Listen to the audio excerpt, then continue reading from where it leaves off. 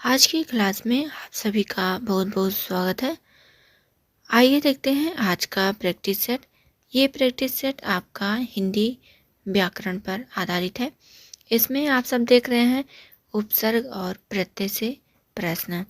आइए देखते हैं पहला क्वेश्चन क्या है।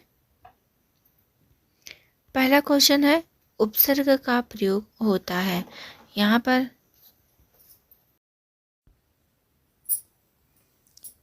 इसमें आपका राइट आंसर होता है ऑप्शन नंबर ए। शब्द के आदि जिसे आरंभ कहते हैं इसमें लगता है उपसर्ग।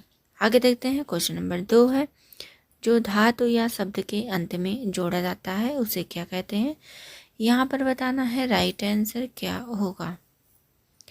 यहाँ पर राइट आंसर हो जाता है ऑप्शन नंबर डी प्रत्यय। क्वेश्चन नंबर 3 है प्रख्यात में प्रयुक्त उपसर्ग है। बताना है इसमें कौन सा राइट आंसर है। यहाँ पर आपका राइट आंसर हो जाता है ऑप्शन नंबर ए प्र। आगे देखते हैं क्वेश्चन नंबर 4 है प्रत्युत्पन्न मति शब्द में कौन सा उपसर्ग है। यहाँ पर बताना है राइट आंसर क्या होगा। यहाँ पर राइट आंसर हो जाता है ऑप्शन नंबर बी प्रति। आगे देखते हैं क्वेश्चन नंबर 5 है गमन शब्द को विपरीतार्थक बनाने के लिए आप किस उपसर्ग का प्रयोग करेंगे। यहाँ पर बताना है राइट आंसर क्या होगा। यहाँ पर राइट आंसर हो जाता है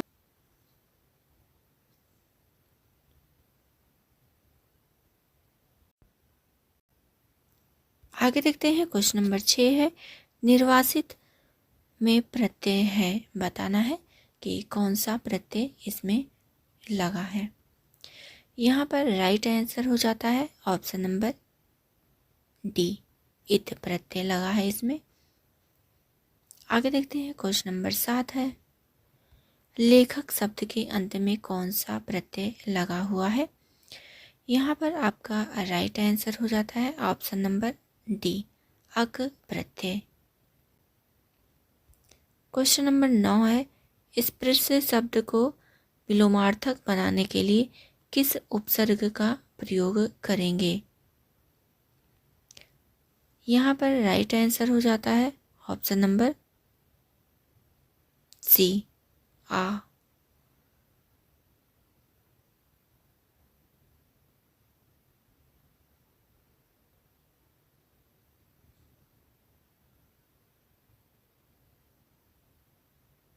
क्वेश्चन नंबर 10 है कौन सा उपसर्ग आचार शब्द से पूर्व लगने पर उसका अर्थ जुल्म हो जाता है। तो यहाँ पर राइट आंसर हो जाता है ऑप्शन नंबर बी अति। अति लगाने से आचार में अत्याचार बन जाएगा। आगे देखते हैं क्वेश्चन नंबर 11 है निम्नलिखित पद एक प्रत्यय लगने से बने हैं इनमें से कौन सा पद गलत है। बताना है कि किसमें एक प्रत्यय नहीं लगा है। तो यहाँ पर आपका राइट आंसर हो जाता है ऑप्शन नंबर डी पाक्षिक।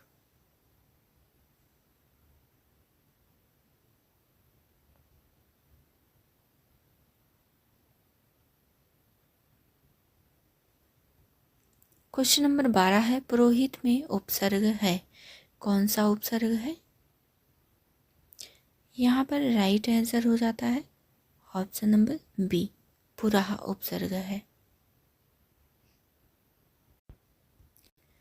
आइए देखते हैं अगला टॉपिक समास से कुछ प्रश्न।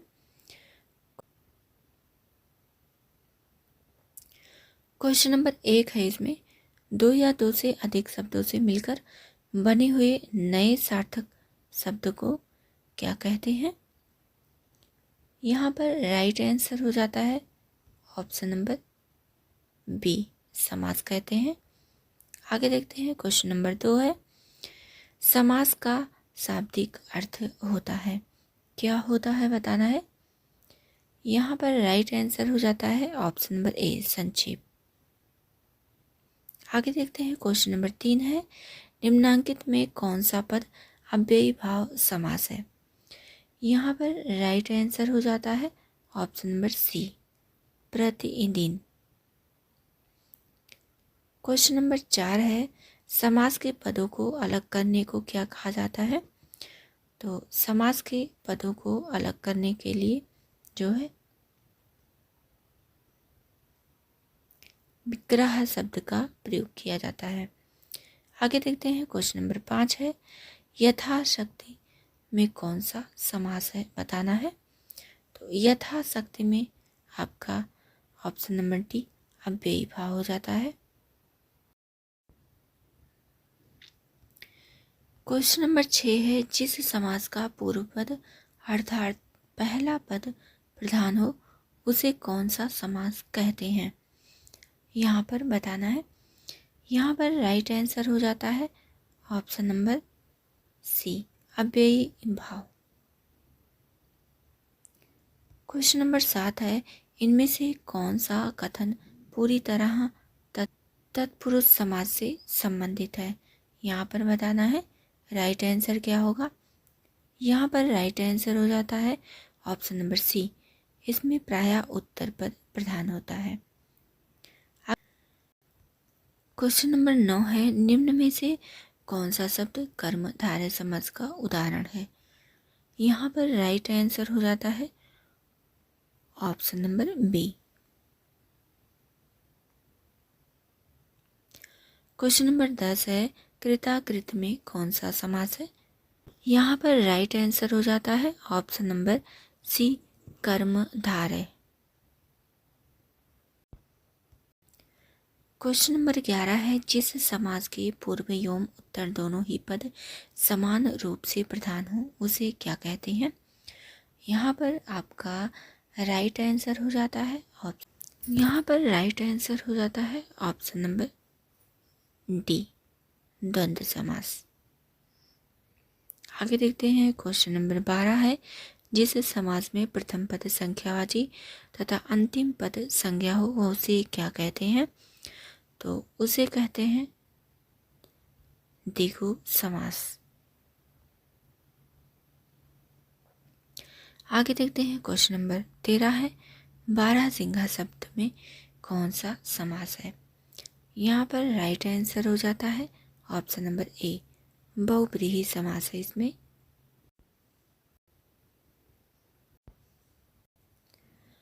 अगला टॉपिक देखते हैं शब्द भेद पर।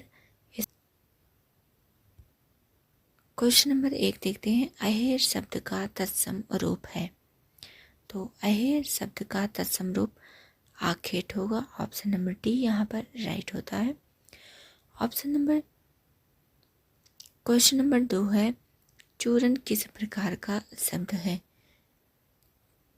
चूरन जो है ये है अर्थ तत्सम। क्वेश्चन नंबर 3 है, निम्नलिखित में से कौन सा शब्द तत्सम नहीं है। यहाँ पर राइट आंसर हो जाता है ऑप्शन नंबर सी, उलझन। क्वेश्चन नंबर 4 है, कौन सा शब्द तत्सम नहीं है।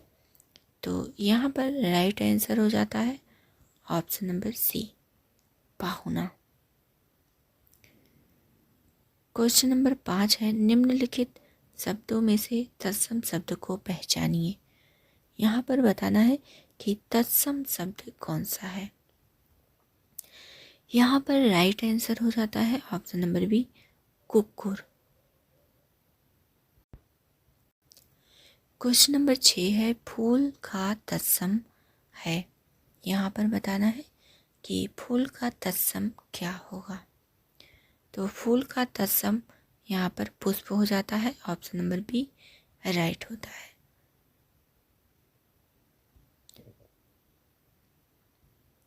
क्वेश्चन नंबर 7 है, निम्नलिखित में से कौन सा शब्द तत्सम नहीं है।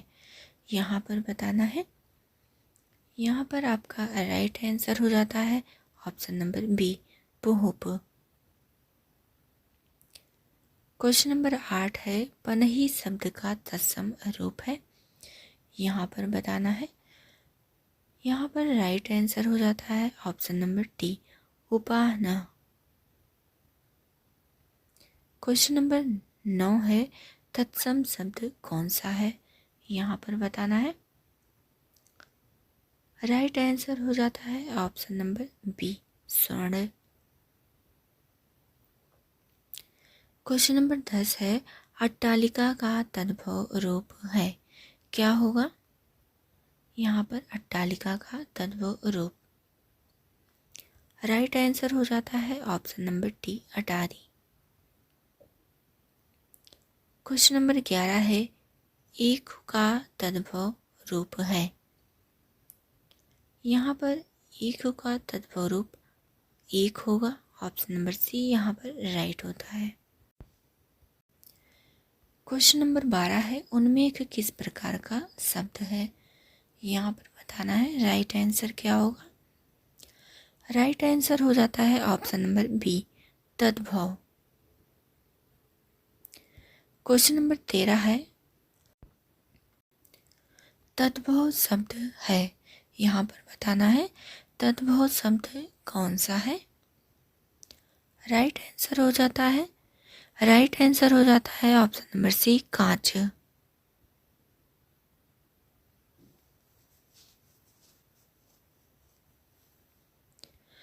क्वेश्चन नंबर 14 है, निम्नलिखित शब्दों में से तद्भव शब्द को पहचानिए। यहाँ पर राइट आंसर हो जाता है ऑप्शन नंबर बी, जामुन। क्वेश्चन नंबर 15 है, निम्नलिखित में से कौन सा शब्द तद्भव नहीं है? यहाँ पर राइट आंसर हो जाता है ऑप्शन नंबर बी, तद्भव। क्वेश्चन नंबर 16 है, निम्नलिखित शब्दों में से तद्भव शब्द को पहचानिए। यहाँ पर राइट आंसर हो जाता है ऑप्शन नंबर बी, बच्चा।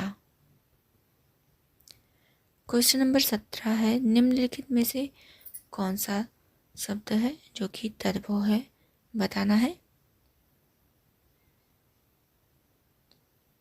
यहाँ पर राइट आंसर हो जाता है ऑप्शन नंबर ए, पंख।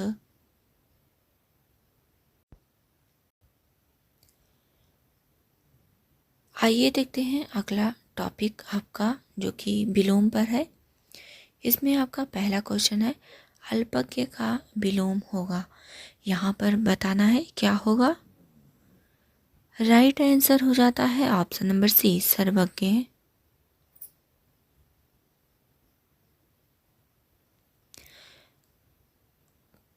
क्वेश्चन नंबर 2 है, इनमें से अश्लील शब्द का विलोम है, क्या है?